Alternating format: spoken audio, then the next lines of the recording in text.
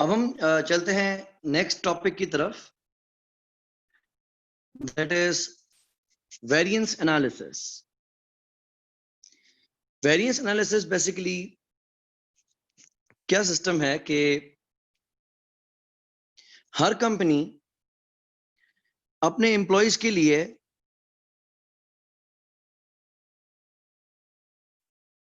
Standard set करती है, जिसको हम कहते हैं स्टैंडर्ड कॉस्टिंग। इसके तहत हम बेसिकली अपने एम्प्लॉयज के लिए टारगेट सेट करते हैं, जो कि हमारे स्टाफ ने अचीव करने होता है। क्योंकि अगर हम प्लानिंग करते हैं तो प्लानिंग के अंदर कुछ चीजें प्री प्लान यानी डिसाइडेड होंगी। से फॉर इंस्टेंस, हम जब कैलकुलेट करते हैं स्टैंडर्ड कॉस्ट पर यूनिट,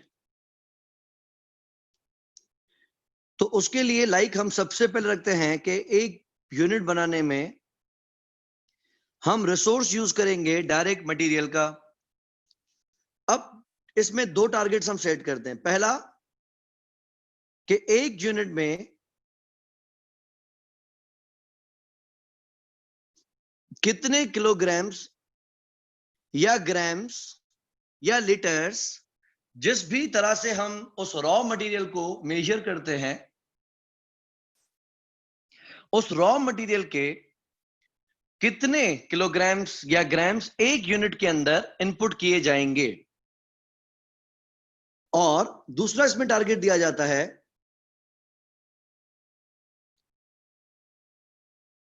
कि वो मटेरियल कितने का खरीदा जाएगा। तो दो चीजें हमारे टारगेट में आई और ये बन गई हमारी कॉस्ट पर यूनिट। अब जब हम ये टारगेट देते हैं तो हम अपने स्टाफ को दरहकीकत ये कह रहे हैं कि जितने भी यूनिट्स बनाओ, लेकिन हर यूनिट में इससे ज्यादा मटेरियल इस्तेमाल नहीं होना चाहिए। से फॉर इंस्टेंस,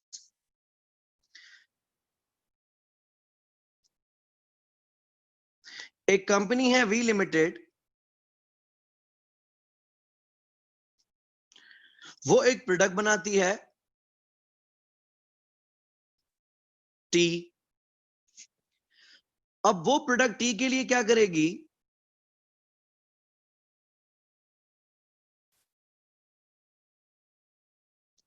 एक स्टैंडर्ड कॉस्टिंग करेगी।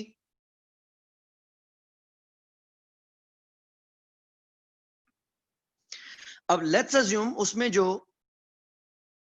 डायरेक्ट मटेरियल लगता है, हमने स्टैंडर्ड ये सेट किया कि एक यूनिट में 1.5 kilogram of raw material use होना चाहिए। ये आपने क्या कर दिया, ये आपने सेट कर दिया स्टैंडर्ड यूजेज।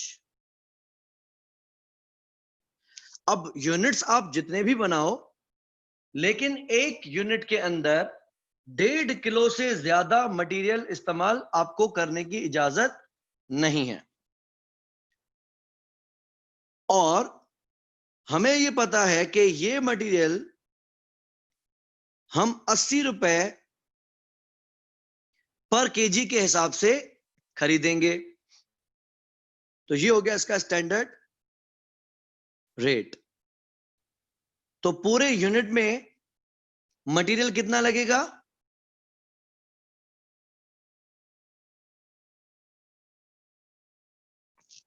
120 रुपए का। अच्छा, अब बात ये करते हैं कि ये 1.5 केजी आपने कैसे डिसाइड किया। जब आपने कहा कि हर एक यूनिट में 1.5 केजी यूज होना चाहिए, इसका मकसद कि ये बेसिकली हमने एग्री किया है या फिर अलाउ किया है। ये डिस्कशन किससे चलेगी, ये बात बताएगा हमें हमारा फैक्ट्री मैनेजर या फिर हमारी कंपनी का प्रोडक्शन मैनेजर। हम जब उसको कह रहे हैं कि टी के एक यूनिट में ज्यादा से ज्यादा 1.5 किलो मटेरियल इस्तेमाल होना चाहिए, वो ये समझता है कि मटेरियल नॉर्मली ऐसी नौइयत का होता है जिसमें वेस्टेज भी होता है, नॉर्मल लॉस भी होता है। तो मुझे अगर आप 1.6 केजी अलाउ कर दें तो मजा आ जाएगा। वो ये चाह रहा है कि आप मुझे ज्यादा क्वांटिटी अलाउ करें ताकि अगर थोड़ा मटेरियल मुझसे जाया हो भी जाता है तो भी मेरी परफॉर्मेंस खराब ना हो। तो ये बेसिकली क्या है, ये स्टैंडर्ड एक टारगेट रहेगा फॉर प्रोडक्शन मैनेजर। अज्यूम हमारी कंपनी ने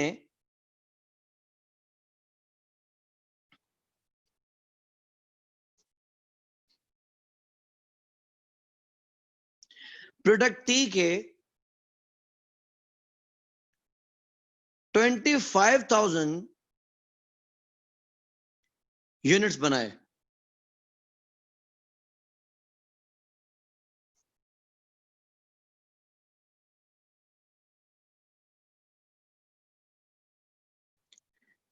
क्या आप मुझे बता सकते हैं कि 25,000 यूनिट्स बनाने में कितना रॉ मटेरियल लगना चाहिए था?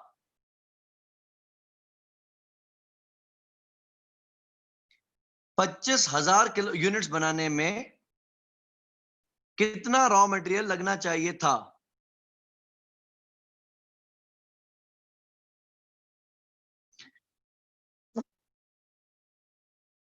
$37,500। हमें यह पता चलता है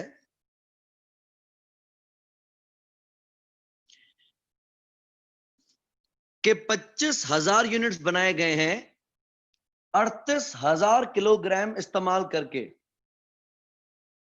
अब हम चेक करेंगे कि कितने लगने चाहिए थे। यानी आपने मुझे बताया कि लगने चाहिए थे 37,500 किलोग्राम, लेकिन मैनेजर ने इस्तेमाल किए हैं 38,000 किलोग्राम। तो हम ये कहेंगे कि मैनेजर ने हमारे 500 केजी जाया कर दिए।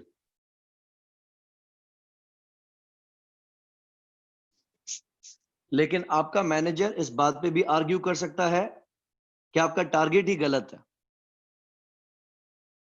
इसलिए हम इस बात पे आते हैं कि टारगेट थोपो नहीं,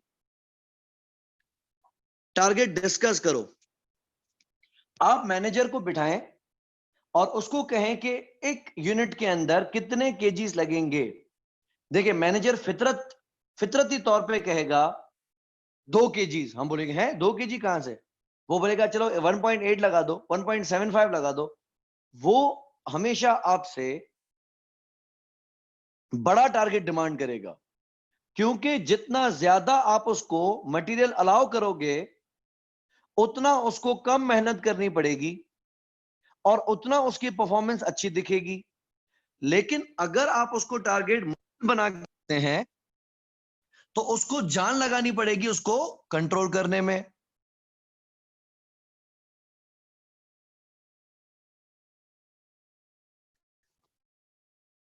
वजह से मैनेजर हमेशा चाहेगा कि मुझे जो टारगेट दिया जाए मैनेजमेंट की तरफ से, सीनियर मैनेजमेंट की तरफ से, वो इजी टारगेट हो, ताकि मुझे बहुत ज्यादा एफर्ट्स ना करने पड़े उसको कंट्रोल करने के लिए। होता क्या है कि ये स्टैंडर्ड कॉस्टिंग में जो स्टैंडर्ड सेट किए जाते हैं, ये मैनेजमेंट टू मैनेजमेंट वेरी करता है कि वो उनका डिफिकल्टी लेवल क्या सेट करती हैं। पहला डिफिकल्टी लेवल होता है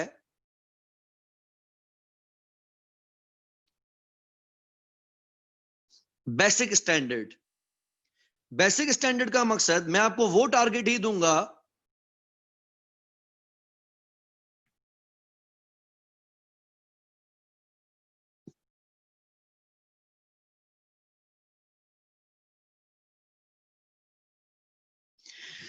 कि जब हमने इसको नया नया बनाना शुरू किया था,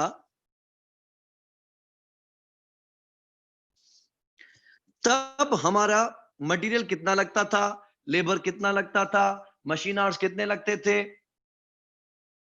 मैं इतने अरसे के बाद भी आपको वही अगर टारगेट दूं, तो इसको हम कहेंगे बेसिकली ये प्रोडक्शन स्टार्ट की थी, तो इनिशियल शुरू में ये प्रोडक्ट्स बनाने में मटेरियल कितना लगता था, लेबर कितना लगता था, मशीन आवर्स कितने लगते थे, हम उन्हीं टारगेट्स को कंटिन्यू करके आए। दूसरा होता है लेवल करंट स्टैंडर्ड्स। इसमें हम टारगेट्स रखेंगे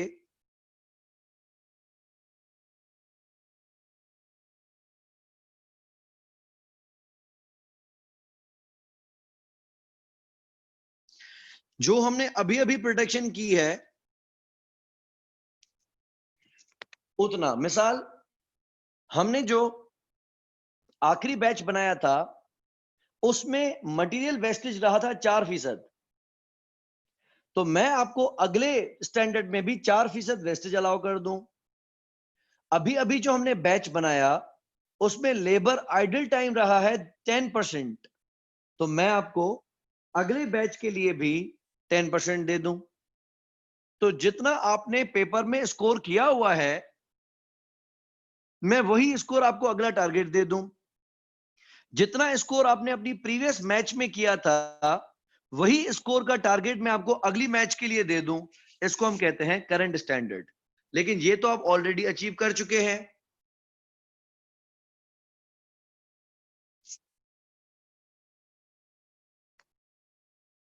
तीसरा होता है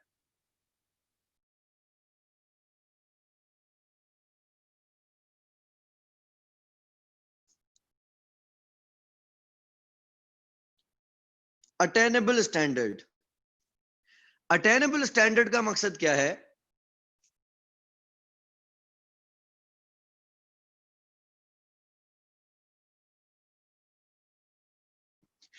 कि जो आपने लास्ट टाइम किया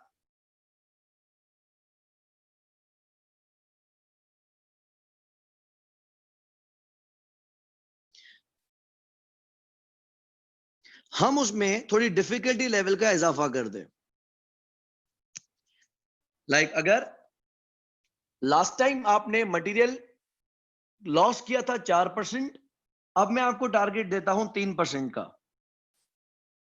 लास्ट टाइम बैच में आपने आइडल टाइम दिया था 10%, अब मैं आपको टारगेट देता हूं 8% का।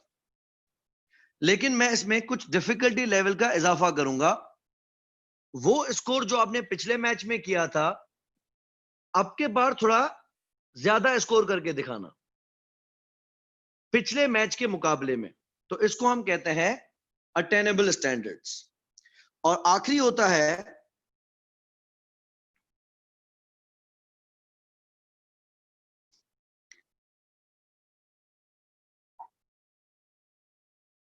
Ideal standard. आइडियल मतलब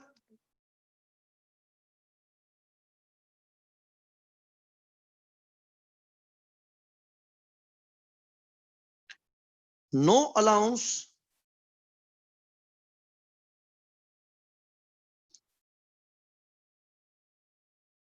फॉर लॉसेस, वेस्टेज और आइडल। 0% रिजेक्शन रेट होना चाहिए, 0% लॉस होना चाहिए। लेकिन this would be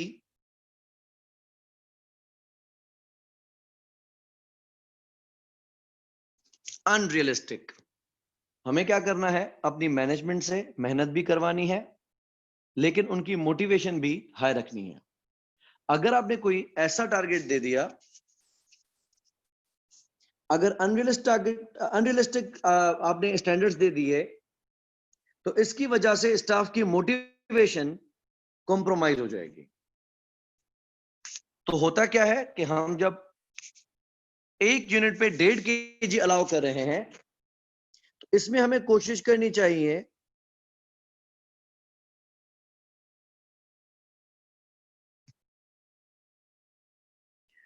कि हम उसको कुछ वेस्टेज का भी अलाउंस दे दें।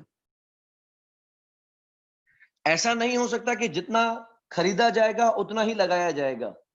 खरीदा थोड़ा ज्यादा जाएगा, उसमें से कुछ जाया जाएगा और बाकी प्रोडक्ट के अंदर लगा दिया जाएगा। तो ये स्टैंडर्ड्स बेसिकली हमारे टारगेट्स होते हैं। इसी तरीके से डायरेक्ट लेबर में हम रखते हैं स्टैंडर्ड टाइम पर यूनिट, कि एक यूनिट बनाने में लेबर को कितना टाइम लगना चाहिए। प्रोडक्शन मैनेजर तो चाहेगा कि ज्यादा से ज्यादा टाइम अलाउ करो, कि मैं अगर सुस्त रवि से भी काम करवाऊं तो भी अच्छा दिखूं, मैं अगर स्टाफ को अच्छे से कंट्रोल ना भी करूं तो भी अच्छा दिखूं। बिकॉज मैनेजर्स हमेशा चाहेंगे to make their life easy, और उनकी लाइफ सुकून में तभी आएगी जब उनको स्टैंडर्ड्स, उनके टारगेट्स इजी होंगे। और इसी तरीके से हम रखेंगे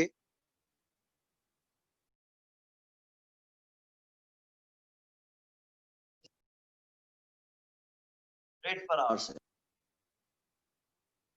ये भी आप अगेन, ये भी आपका मैनेजर चाहेगा अगेन हम उसको ज्यादा से ज्यादा, ताकि लेबर से अगर पर नेगोशिएट नहीं भी कर सकते तो भी उनकी जेब पे भारी को उनके तमाम पीसफुली अचीव हो जाए।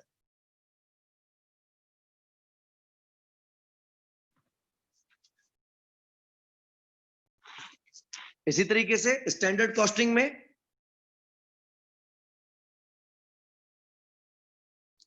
हम वेरिएबल ओवरहेड्स रखेंगे। लेट्स से हमने ये देखा कि हर यूनिट पे कितना मशीन टाइम लगेगा,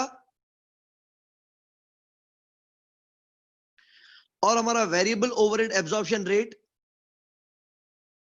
पर आवर कितना है। सिमिलरली हम इसमें देंगे फिक्स्ड प्रोडक्शन ओवरहेड्स, इसमें भी हम रखेंगे स्टैंडर्ड टाइम, जो भी आपका लेवल ऑफ एक्टिविटी हो, और इसको हम मल्टीप्लाई करेंगे फिक्स्ड ओवरहेड एब्जॉर्प्शन रेट से।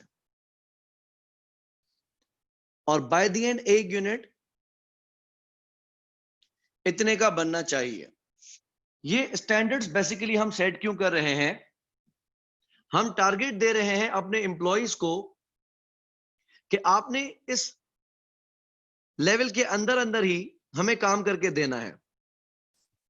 अगर कोई मैनेजर इस टारगेट को अचीव करने में फेल होता है तो हम अकॉर्डिंगली डील करेंगे,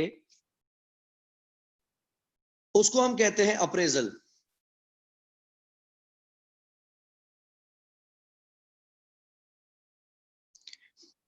परफॉर्मेंस अप्रेजल एम्प्लॉइज का होता है। इसके अंदर हम चेक करेंगे कि हम एम्प्लॉय से क्या एक्सपेक्ट कर रहे थे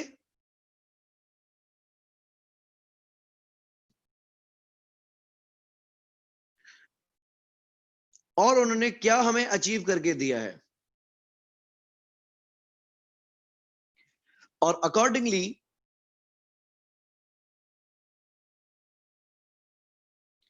उनके रिवॉर्ड्स या उसकी पनिशमेंट का फैसला किया जाता है। पनिशमेंट का मकसद कोई चमाटे नहीं मारना है, पनिशमेंट का मकसद है कि आपने उनको प्रमोट नहीं करना, उनकी पेराइज नहीं करना, उन पे जो आपने एक लीनियंसी दी हुई होती है उसको आपने थोड़ा टाइट कर दिया। तो मैनेजर डरेगा कि अगर मैं कंपनी का नुकसान करवाऊंगा तो मैं शायद कंपनी में ज्यादा अरसा टिक नहीं पाऊंगा या मैं ज्यादा पैसे नहीं कमा सकूंगा। अच्छा, अब ये परफॉर्मेंस अप्रेजल में जो हम ये बात कर रहे हैं कि क्या एक्सपेक्ट किया जा रहा था और क्या अचीव किया गया है, इसको हम सादा जुबान में कहते हैं वेरिएंस एनालिसिस। लेकिन अब इसमें एक इंपॉर्टेंट फैक्टर हम पढ़ लेंगे,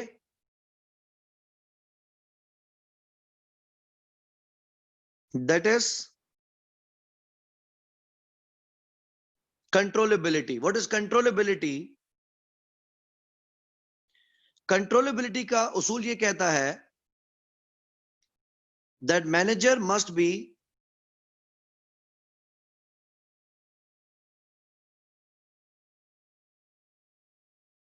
held accountable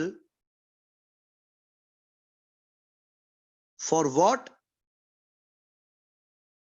is within their control। ये बड़ी एक इंपॉर्टेंट प्रैक्टिस है, इसको समझना ध्यान से कि मैनेजर को आपने सिर्फ उस चीज का रिस्पॉन्सिबल ठहराना है, उस चीज के लिए अकाउंटेबल ठहराना है जो चीज उसके दायरा अख्तियार में हो। हर वो चीज जो उसके दायरा अख्तियार में नहीं है उसके लिए मैनेजर को कभी भी जिम्मेदार नहीं ठहराना चाहिए। मसलन अगर एक बैट्समैन है, दूसरा बॉलर है, विकेट कीपर है, फील्डर है, ये सब मिलके एक क्रिकेट टीम बनाते हैं। अगर हम हर एक प्लेयर के लिए टारगेट रखें टू विन द मैच, अब जब हम बात करते हैं टारगेट की और हम उसको कहते हैं मैच विनिंग हमारा टारगेट है, तो ये बेसिकली अकेले का टारगेट नहीं है, ये पूरी टीम का टारगेट है। अब अगर ऐसा होता है कि कोई प्लेयर आपका सेंचुरी स्कोर करता है या कोई बॉलर आपकी उस मैच में 5 विकेट्स गिरा देता है, कीपर है स्टंप्स गिराता है, लेकिन मैच आप हार जाते हो। अब जिस बैट्समैन ने सेंचुरी स्कोर की और अच्छे रन रेट के साथ स्कोर की, उसको तो कम से कम दाद मिलनी चाहिए थी ना उसकी परफॉर्मेंस की। लेकिन हम उसको अगर ये कह देंगे क्या फायदा तुम्हारी सेंचुरी का, मैच तो हार गए ना, तो अगली मैच में वो अपनी परफॉर्मेंस को ऑन नहीं करेगा, क्योंकि आप उसको उस चीज के लिए जिम्मेदार ठहरा रहे हैं जो उसके कंट्रोल में नहीं है। अब विकेट सामने वाले बॉलर्स ने नहीं गिराई, फील्डर ने फील्डिंग सही नहीं की, कीपर ने कीपिंग सही नहीं की, उसमें मैं बैट्समैन का क्या कसूर है? मैंने तो आपको अच्छा टारगेट दिया था ना, मैंने तो आपको अच्छा स्कोर बना के दिया था ना। तो हमें इसमें बड़ा ख्याल करना होता है सेग्रीगेशन का।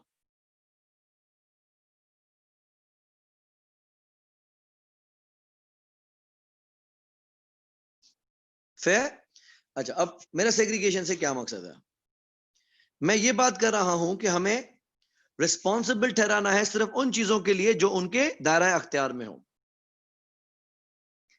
मिसाल जब हमने बात की standard cost of direct material,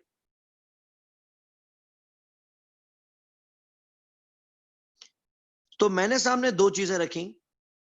पहला, अगर मैं ये कहूं कि हर यूनिट पे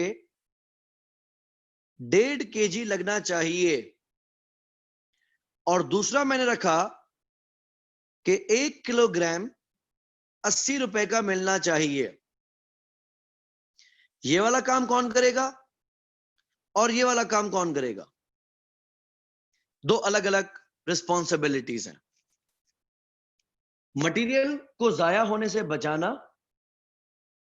यूनिट को कम से कम मटेरियल में बनाना, ये काम है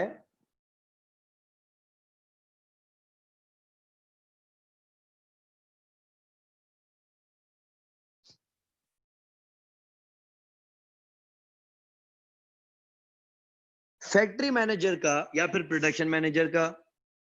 और 80 रुपए के अंदर अंदर 1 केजी खरीद के लाना है। इससे सस्ता लेके आएगा तो और भी अच्छी बात है, इससे महंगा लेके आएगा तो बात नहीं बनेगी। 1 केजी 80 रुपए का मिलना चाहिए, ये काम कौन करके देगा? ये प्रोक्योरमेंट मैनेजर का काम है।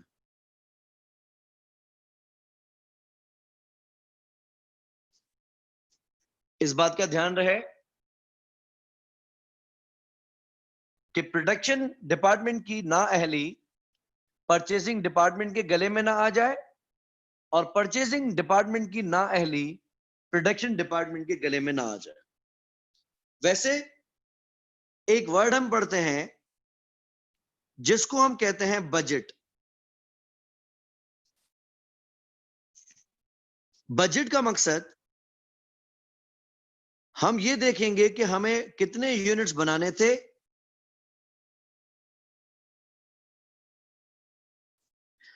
और एक यूनिट में कितना मटेरियल लगना था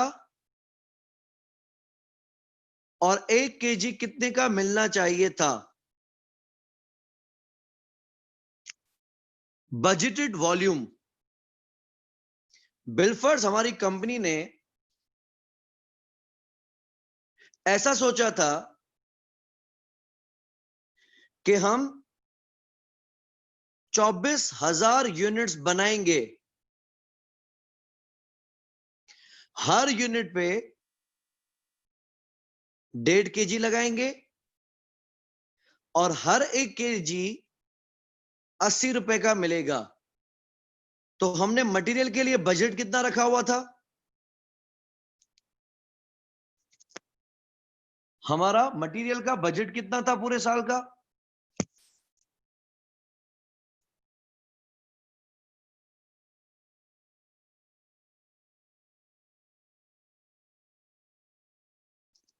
$288,000।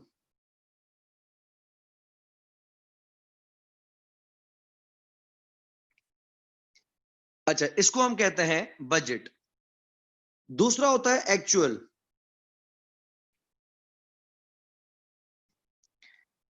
एक्चुअल में हमें पता चलता है कि हमने एक्चुअली कितने यूनिट्स बनाए।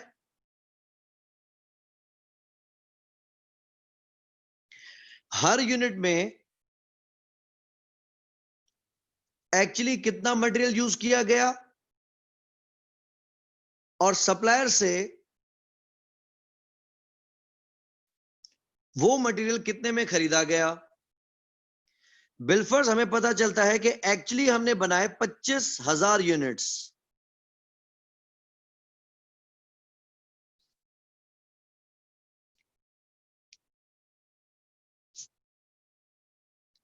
और हर यूनिट पे ऊपर मैंने बात की थी कि हमने टोटल यूज किए 38,000 किलोग्राम्स।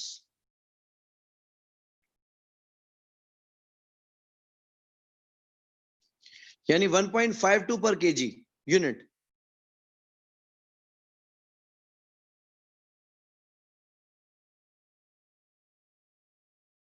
एंड अज्यूम हमने रेट पे किया 78 रुपीज पर केजी। तो हमारा मटेरियल की मद में एक्चुअल खर्चा कितना आया?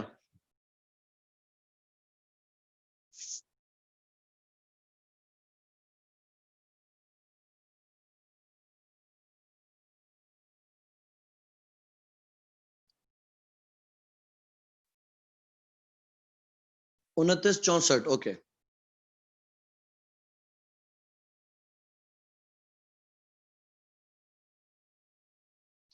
अच्छा, जहां हमारा खर्चा होना चाहिए था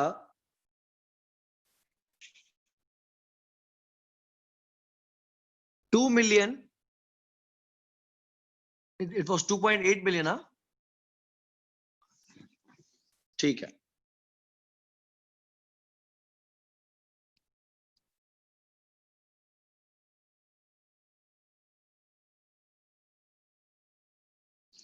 वहां खर्चा हुआ है 29,64,000। कितना ज्यादा खर्चा हुआ है?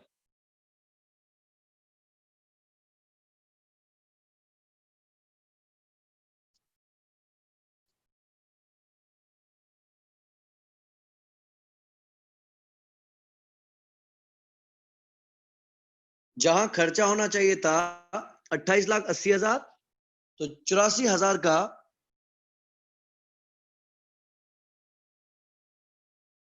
ज्यादा खर्चा हुआ है, यानी नुकसान है।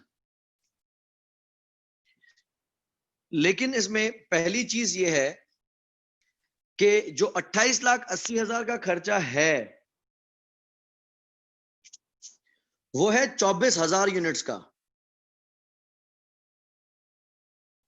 और 29,64,000 का जो खर्चा है वो है 25,000 यूनिट्स का।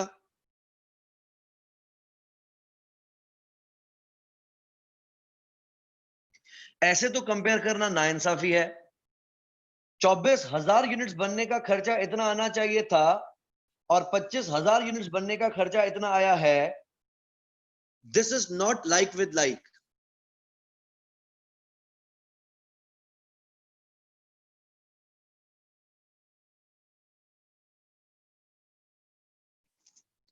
तो एक बात हम अच्छे से याद रखेंगे कि एक्चुअल और बजट को आपस में कभी भी कंपेयर नहीं करना चाहिए।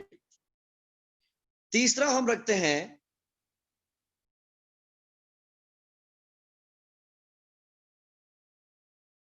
स्टैंडर्ड। एक हो गया बजट, एक हो गया एक्चुअल, तीसरा है standard.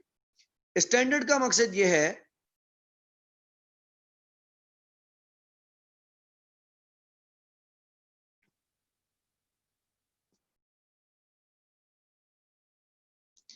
how much should have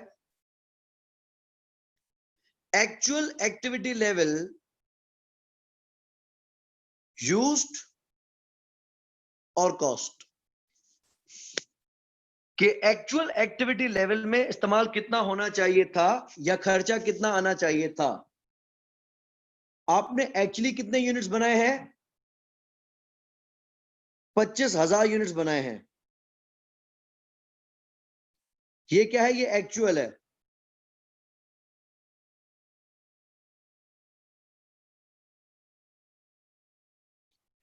लेकिन 25,000 जो एक्चुअली बने हैं इसमें मटेरियल कितना लगना चाहिए था, कितना लगा है नहीं, कितना लगना चाहिए था, तो हम इसको मल्टीप्लाई करेंगे स्टैंडर्ड यूजेज से, और उसका खर्चा कितना आना चाहिए था, इसको हम कहते हैं स्टैंडर्ड रेट। तो 25,000 यूनिट्स में मटेरियल कितना लगना चाहिए था? हर यूनिट पे कितना लगना चाहिए था? 1.5 kg।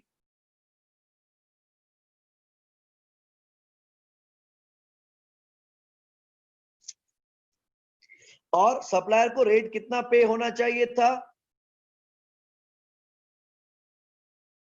80 रुपए। तो 25,000 केजीज पे खर्चा कितना आना चाहिए था? 3 million. 3 million. Yes, sir. 3 million, okay.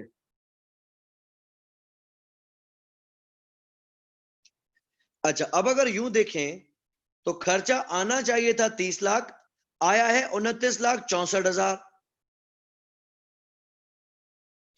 यहां पे हम कंपैरिजन कर रहे हैं बिटवीन एक्चुअल एंड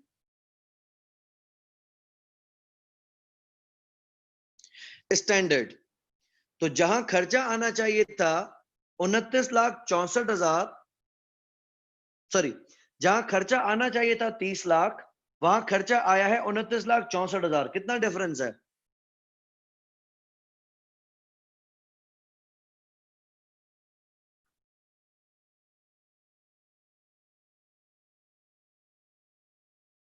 $36,000 कम खर्चा आया है।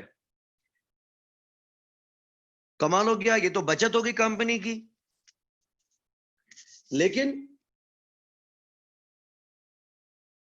अगर आप यहां देखें तो हर एक यूनिट पे कितना केजी लगाया गया है, 1.52। कितना लगना चाहिए था,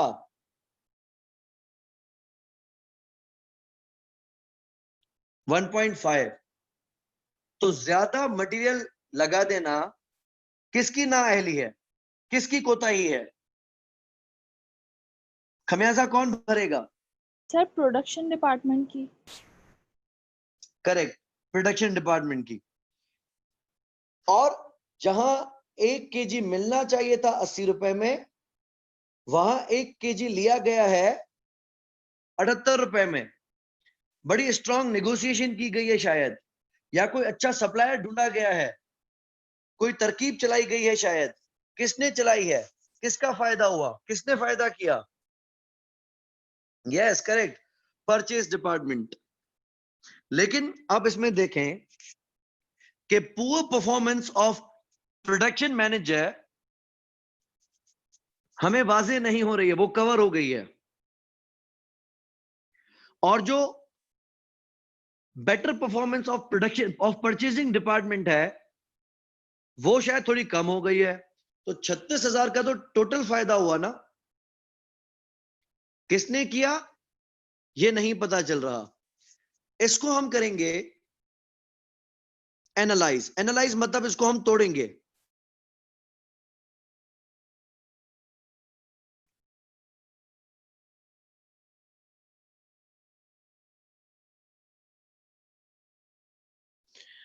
और इसको थोड़ा और गहराई में जाके देखेंगे कि नुकसान किसने किया और फायदा किसने किया। हम क्या करेंगे, दोनों को अलग अलग करके देखते हैं। एक बात तो हम याद रखेंगे कि कंपैरिजन हमेशा एक्चुअल और स्टैंडर्ड की होगी। बजटेड और एक्चुअल की कंपैरिजन कभी भी आपस में नहीं होनी चाहिए। कंपैरिजन हमेशा एक्चुअल और स्टैंडर्ड की होनी चाहिए। हम इसको तोड़ते हैं into material usage variance.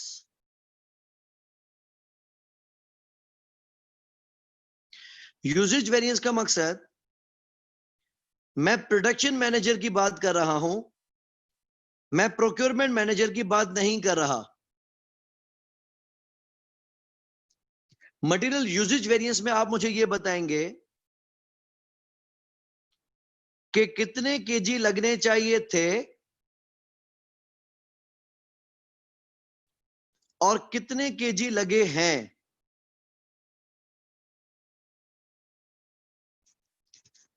Standard में एक ख्वाब एक हकीकत होता है। एक्चुअली आपने कितने यूनिट्स बनाए हैं, 25,000 यूनिट्स। हर यूनिट पे कितने केजी लगने चाहिए थे,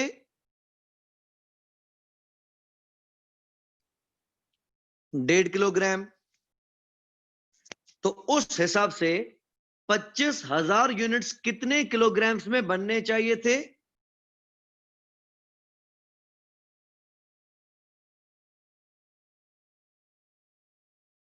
37,500। आपने मुझे यस ऊपर भी बताया था। तो यहां 37,500 किलोग्राम्स लगने चाहिए थे फॉर द एक्चुअल आउटपुट। और एक्चुअली आपने कितने लगाए हैं,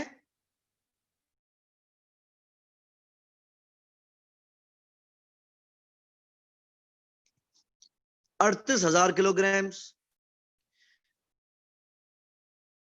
ज्यादा लगाए हैं कम लगाए हैं,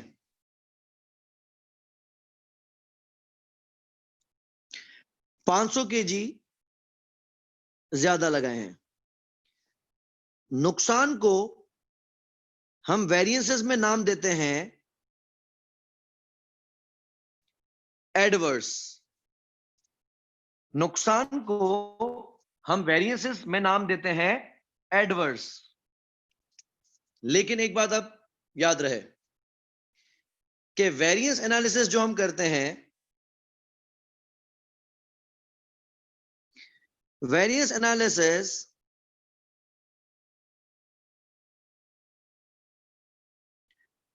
is a financial measure. Financial measure का मकसद क्या है?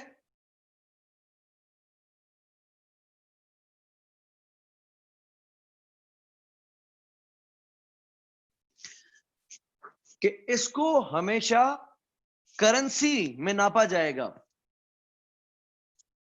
तो यहां जब आप मुझे बता रहे हैं कि 500 एडवर्स है, ये 500 केजीज हैं कि रुपए हैं?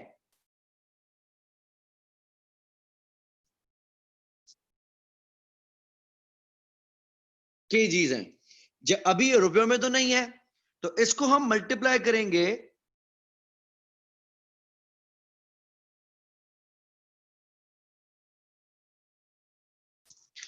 स्टैंडर्ड रेट पर केजी से। देखो, स्टैंडर्ड वो है जो मैंने आपको पहले ही बता दिया था कि 1 केजी हमें 80 रुपए का पड़ता है।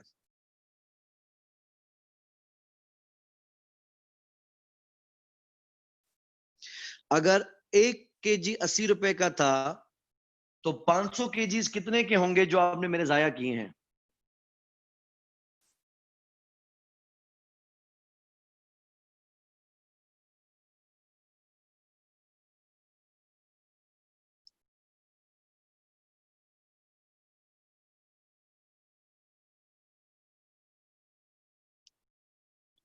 एक केजी अगर 80 रुपए का है, करेक्ट, तो 500 केजी हो गए 40,000 रुपए के। मैं मैनेजर को यह नहीं कहूंगा कि आपने मेरे 500 केजी जाया किए, मैं उसको कहूंगा कि आपने मेरे 40,000 रुपए जाया किए। इसमें हमने मेजर क्या किया है? यूजेज। इसमें देखिए, रेट को मैंने स्टैंडर्ड ही रखा है कि अगर परचेसिंग मैनेजर 80 रुपए वाली चीज 100 रुपए में लेके आ जाए, तो उसमें प्रोडक्शन मैनेजर का क्या कसूर? अगर 80 रुपए वाली चीज 100 रुपए में आ जाएगी, तो नुकसान 40,000 का नहीं होगा, 50,000 का होगा। अगर मैं प्रोडक्शन मैनेजर को कहता कि तुमने 50,000 का नुकसान कर दिया, तो प्रोडक्शन मैनेजर कह सकता है कि भाई कहां से हो गया, मैंने तो 80 रुपए के हिसाब से लगाए थे,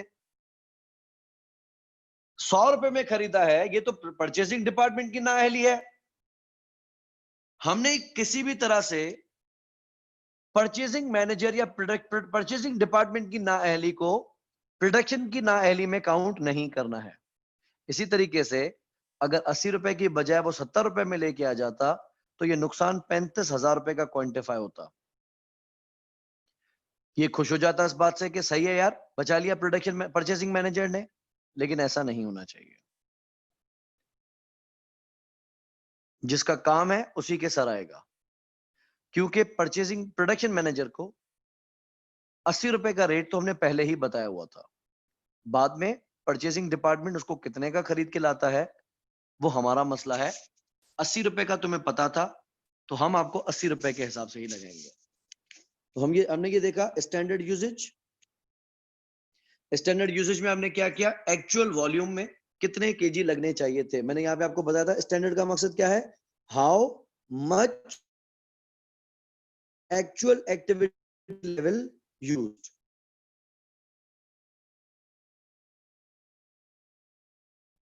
तो आपने कहा कि 25,000 यूनिट्स का एक्चुअल एक्टिविटी लेवल है, उसमें कितना मटेरियल यूज होना चाहिए था और कितना मटेरियल यूज हुआ है।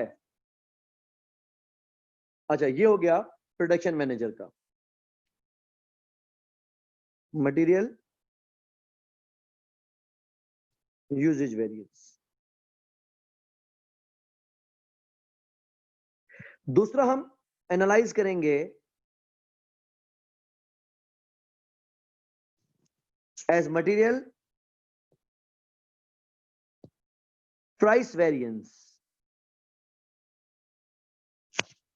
अब हमारा मुद्दा कितने यूज होने चाहिए थे नहीं है, हम ये देखेंगे कि मटेरियल कितने का मिलना चाहिए था और कितने का मिला है। 25,000 यूनिट्स आपने बनाए हैं, वो तो भूल ही जाए।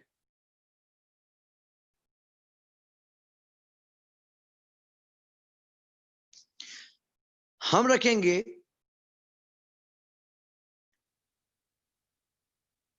एक्चुअल क्वांटिटी जो आपने खरीदी है,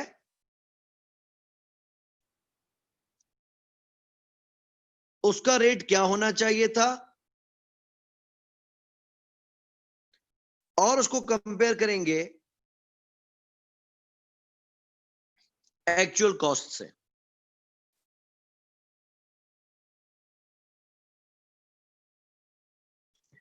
मसलन आपने, यानी फैक्ट्री ने, प्रोडक्शन डिपार्टमेंट ने परचेसिंग डिपार्टमेंट को कितने मटेरियल ऑर्डर करने का कहा होगा?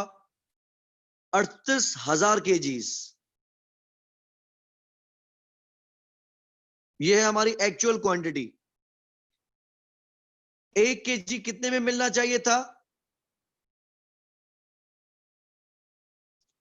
80 रुपए में। 38,000 केजी खरीदे गए हैं, ये हकीकत है। 80 रुपए में 1 केजी मिलना चाहिए था, ये ख्वाब है। तो 38,000 केजी का खर्चा कितना होना चाहिए था?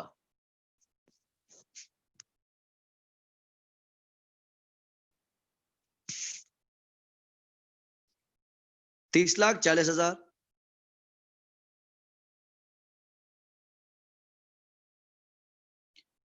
और इसको हम रखेंगे एक्चुअल कॉस्ट। ऊपर बताया है कि हमने 1 केजी खरीदा कितने में है? 78 में। 38,000 केजी हकीकतन खरीदे गए हैं, और हर केजी 78 रुपीस का खरीदा गया है। तो एक्चुअल पेमेंट कितनी की गई है?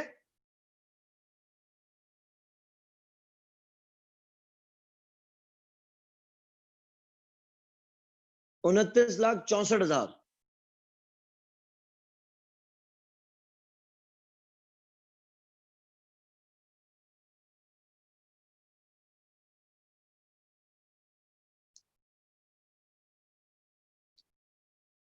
जहां हमारा खर्चा आना चाहिए था 30,40,000 का, वहां सलाम हो प्रोडक्शन परचेसिंग डिपार्टमेंट को, जिसने 29,64 में लेके दे दिया।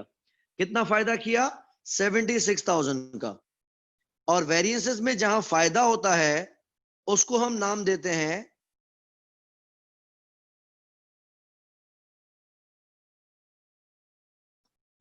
फेवरेबल। एडवर्स मतलब नुकसान हुआ, फेवरेबल मतलब फायदा हुआ। अब दोनों को मिला देते हैं। परचेसिंग डिपार्टमेंट में 76 का फायदा और प्रोडक्शन डिपार्टमेंट में 40,000 का नुकसान हुआ है। टोटल वेरिएंस कितना है?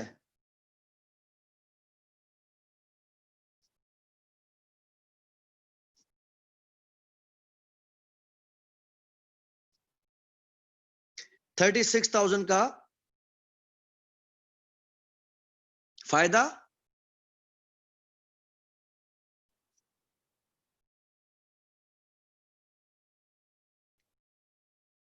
ये देखिए हम ऊपर पहले ही कैलकुलेट कर चुके थे। लेकिन 36,000 में ये नहीं पता चल पा रहा कि हु इज ब्लैक शीप। हमें नहीं पता चल पा रहा कि किसकी परफॉर्मेंस अच्छी रही और किसकी परफॉर्मेंस बुरी रही। इस वजह से वेरिएंस एनालिसिस का मकसद, हम इसको एनालाइज करेंगे, हम इसको तोड़ेंगे और गहराई में जाएंगे और देखेंगे कि दर हकीकत कल्प्रिट कौन है, या दर हकीकत हीरो कौन है। इसके लिए सबसे बुनियादी जरूरत क्या है कि आपके जो स्टैंडर्ड है,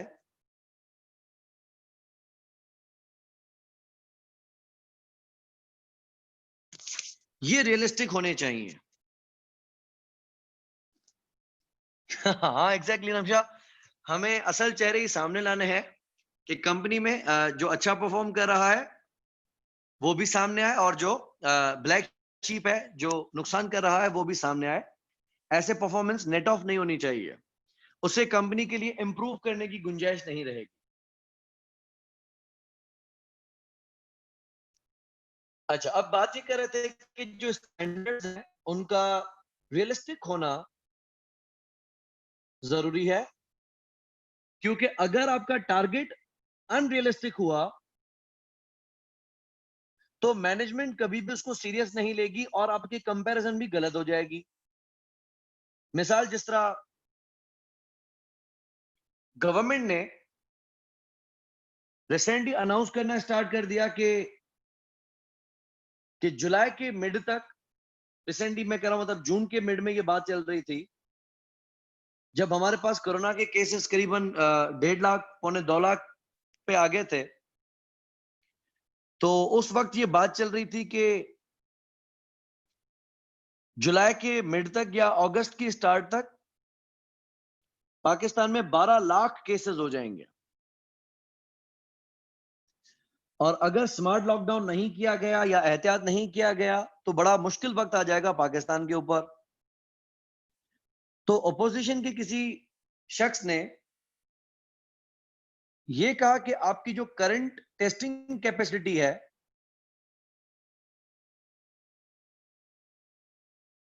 उसमें आपके जो इन्फेक्शन रेट्स आ रहे हैं वो डेली 10,000 12,000 अफराद अगर अफेक्ट हो रहे हैं, तो जो फिगर्स आप दे रहे हैं उस हिसाब से आपकी डेली कैपेसिटी, टेस्टिंग कैपेसिटी करीबन 1.5 लाख होनी चाहिए। उसने अपनी कैलकुलेशन सामने रखी कि इन्फेक्शन रेट के हिसाब से अगर आप इतना इसको 12 लाख तक लेके जाते हैं,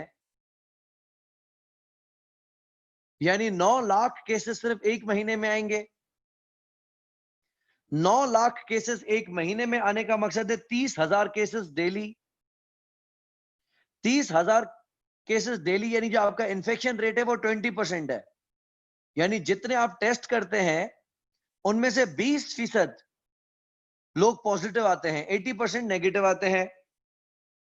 तो 30,000 अगर पॉजिटिव होंगे तो आपकी टेस्टिंग कैपेसिटी कितनी होनी चाहिए? तो उसने क्या किया, 30,000 को डिवाइड किया 20% से। उस हिसाब से उनका कहना था कि आप 1.5 लाख टेस्ट अगर रोजाना करें तो जाके आपके 30,000 केसेस रोजाना आएंगे, और जब 30,000 केसेस रोजाना आएंगे तब जाके 9 लाख केसेस एक महीने में निकलेंगे।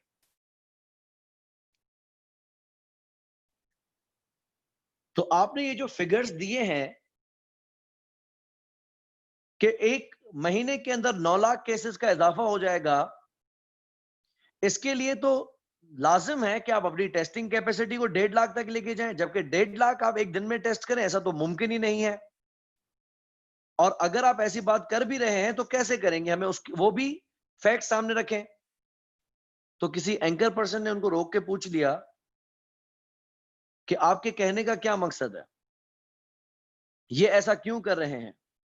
तो उसने कहा कि देखिए, ये जानबूझ के बड़ा नंबर दे रहे हैं। इससे क्या होगा, जब जुलाई का महीना खत्म होगा तो ये कहेंगे कि देखें केसेस 12 लाख हुए ही नहीं, एक महीने में 9 लाख केसेस हुए ही नहीं। और हमने ऐसी तो बेहतरीन पॉलिसीज बनाई, ऐसी तो स्ट्रेटेजीज बनाई जिसकी वजह से जहां केसेस होने चाहिए थे 9 लाख, वहां सिर्फ पूरे महीने में 1 लाख केसेस आए। और ये क्रेडिट बटोरेंगे, लेकिन ये जो फिगर्स प्रोवाइड कर रहे हैं वो फिगर्स ही अनरियलिस्टिक है। यानी जिसके अगेंस्ट वो लाख फिगर्स को कंपेयर किया जाएगा वो फिगर ही गलत है, सरासर गलत है। जिस वजह से ये अपने आप को चमकाएंगे कि देखा हमने कहा केसेस 9 लाख होने थे, हमने सिर्फ और सिर्फ लाख पे रोक लिया। आपने उसको रियलिस्टिक रखना है, यानी उसकी अगर कैलकुलेशन देखी जाए तो बिल्कुल जायज लग रही है। तो जहां आपकी टेस्टिंग कैपेसिटी होनी चाहिए थी 1.5 लाख, आप उसको गिरा के कोई 8 10 12 हजार पे लेके आ गए हैं, जिसकी वजह से डेली जो इन्फेक्शन रेट आ रहा है वो कम है। अब ये सुनने में आ रहा है कि पाकिस्तान ने कोरोना को मात दे दी और बड़े अच्छे से वायरस को कंट्रोल कर लिया, जबकि अभी भी बहुत सारे चैनल्स और आर्टिकल्स में ये लिखा जा रहा है कि भाई आप टेस्ट कहाँ कर रहे हो, आपकी जो टेस्टिंग कैपेसिटी आपने उसको ड्रामेटिकली कम कर दिया है। तो ट्रंप ने जो एक सिस्टम बताया था कि कोरोना को से बचने का एक वाहिद रास्ता है आप टेस्ट कम करें, जब टेस्ट कम करेंगे तो खुद ब खुद केसेस कम हो जाएंगे। तो ये सिलसिला क्या है कि वेरियस एनालिसिस में एक हमारे सामने है स्टैंडर्ड। स्टैंडर्ड का मकसद क्या है? ये हमारा बेंचमार्क है।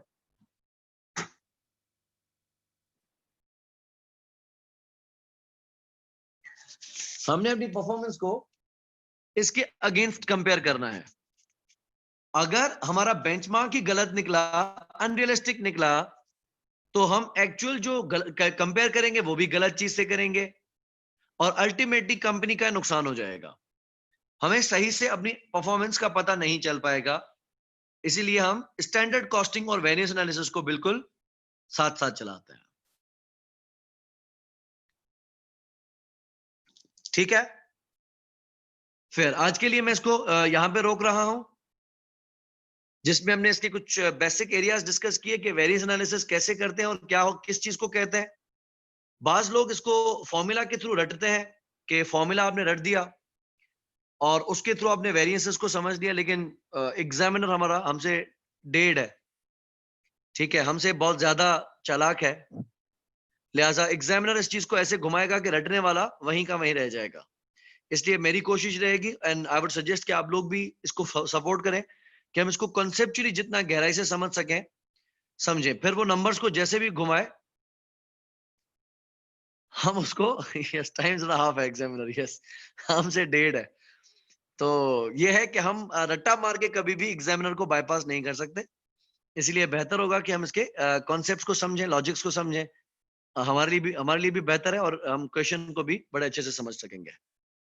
ठीक है, फिर इंशाल्लाह अपनी कल की क्लास में मुलाकात होती है और वेरिएंसेस को हम डिटेल में फिर कल लेके चलेंगे। आज हमारा इंट्रोडक्शन हो गया, कल फिर हम इसको डिटेल में लेके चलेंगे।